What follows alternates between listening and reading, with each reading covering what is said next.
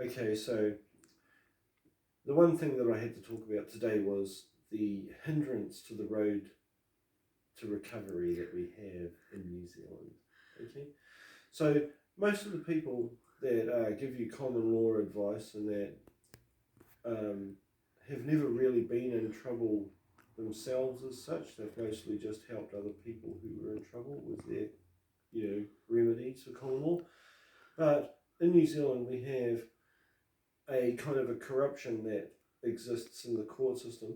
It's not like what you'd consider normal corruption. What it is when we go up and we break the rules by not towing the line in court, they're breaking the rules as well. So that's the thing about it, is that we often don't get fair hearing because we're not towing the line. So when we don't tow the line, the court thinks that they can get away with not towing the line as well. And it's because we're not esquires, we're not lawyers, we don't actually know the system. Okay, so we can't tell when the judge is doing something that he shouldn't, or when the lawyer's saying something he shouldn't, or when any of those other court people are doing things that they shouldn't.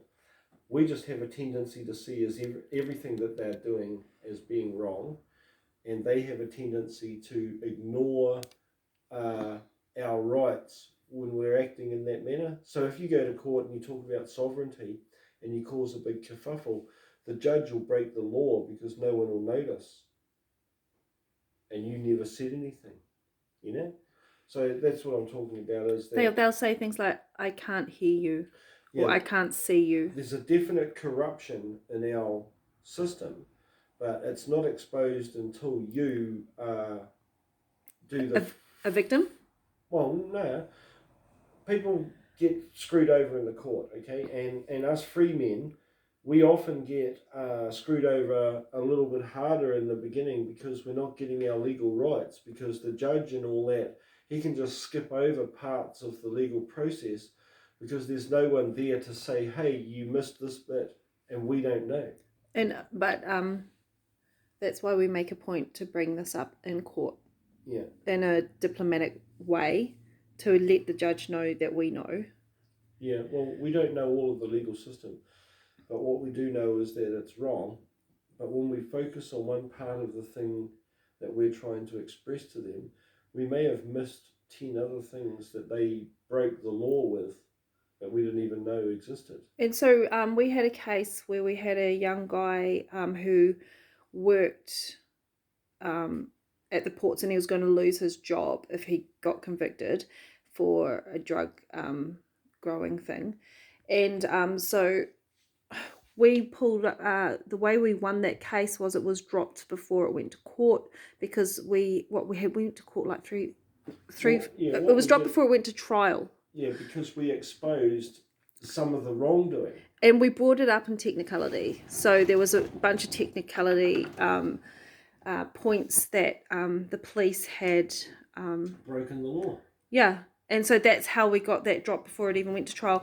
There's another thing, and it's prejudice in the court. So what we've experienced is certain prejudice and corruption. Okay, so this is what I'm trying to get to. The point that I'm trying to get to is that don't be surprised if some of the processes that should work don't, because of the corruption in the court. Okay, so that's what I'm saying. A lot of people get told all these common law processes, and they go out and they look at them, and then they go and try and apply them in court, and they don't work, and then they wonder why, or they think that they've done something wrong. No, the court's actually corrupt, and it can't tell the truth. And also the prejudice in the court, so the collusion. So we are the outsiders when we enter a court. You've got the security, the judges, all of the court staff, the whole kit and caboodle. They're all against us, really, in effect, because they are supported by government, who's actually our enemy. And sometimes they can overstep the mark. Like we had an instance where the security staff were picking on and really being nasty to somebody, just being bullies, weren't they, in the court? Yeah, and they were all laughing at him. They got away with it because people didn't know that they weren't allowed to. But that's bullying in the court is a thing, isn't it? Bullying. I mean, no, the intimidation thing is the main thing of the court. Think about it. That's the main way that the court works, is through intimidation. Otherwise, why would you even bother turning up? What do you mean? Why would you? Yeah. Because of the enforcements. Yeah, because of the intimidation, that if you don't, some guy's going to come around and kick in your fucking door and drag your ass up there. And we had the whole place works by intimidation. And you can tell the intimidation. Even last night we posted a video up about a brave mum who was at the park with her kids, and some intimidation cops come along. Yeah, and they just straight away start trying to not necessarily break the law, but what were they? Really, what were those cops trying to do? They were mind controlling her. Attempting to. Yeah. And that's what the main thing is it's a kind of a mind control. And I just want you to know that there is a deep corruption running through our government and our police and our court system. It's one of the most corrupt in the world, but the corruption is so everyday and so prevalent that it seems normal here.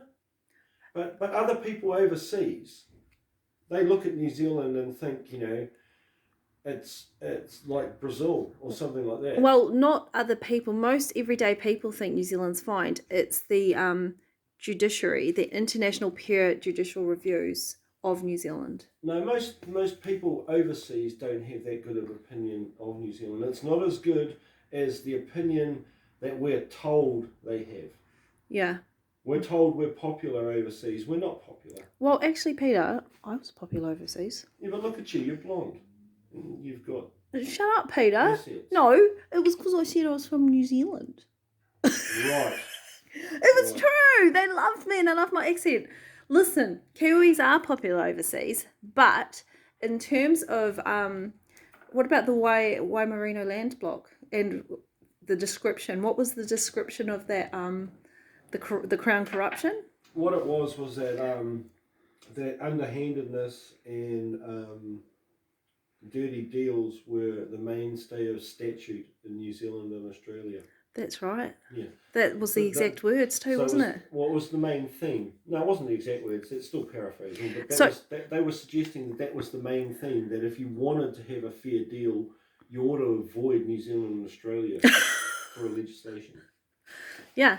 Yeah, so that's not really a good opinion. So the Waimarino land block was... That's just one. But do you want to explain it a little bit? We've got like a page on our website about it. Yeah, there's a whole bunch of things, but if you look, what happened is in the majority of cases when land was taken... In the Waimarino land block, which spanned from Taupo to Whanganui. And other blocks. Yeah. The deals were underhanded. They were... The Waimarino block was mostly children, so that's dirty, and they didn't pay a fair price.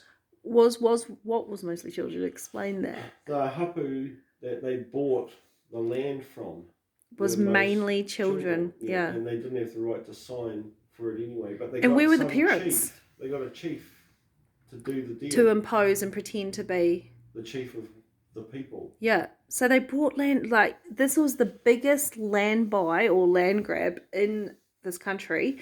Massive, and it was brought from children. What about just wrap your head around that? The ones where, like the Depression. There's another one. During the Depression, they gave food and that to local Māori so they didn't starve. Well, at the end of the Depression, they walked out there with the bill and said, "Give us your land. You owe us this much money." What about what happened with the Ngāti Maru?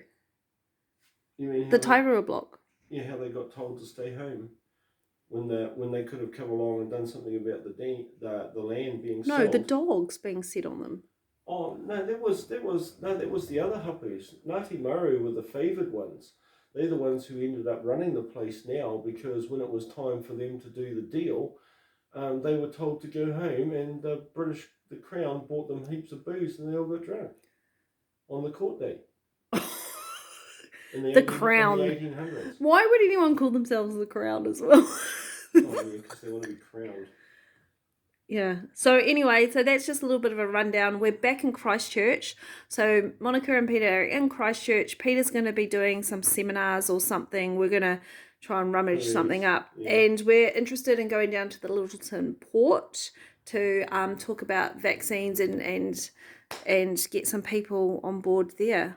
Yeah, because the truth is that the port scenario, and it's because of the destruction of worker rights. Okay, when they made separate employment contracts, what they did is they eliminated the standard contract whereby people in a group through unions and various other things could negotiate terms and conditions of employment. Now everybody's got a separate employment contract. It's called divide and conquer. Eh? What? United we stand, divided we fall. Yeah? So they made separate employment contracts to divide people from unioning so that then they could erode their individual worker rights. And we're just getting everyday normal people, they're not conspiracy theorists, they're just everyday workers coming to us now seeking help about how to avoid the vaccines. So I think that's something we should be updating on the website too, Pete. Well, the ultimate thing is that they can avoid the vaccines easy, but then they lose their job, don't they? And that's the problem, is that the extortion goes through holding people over a barrel for their livelihood. Yeah. Okay. Anyway, well, that's it. okay. I've got 7 seconds left. Perfect.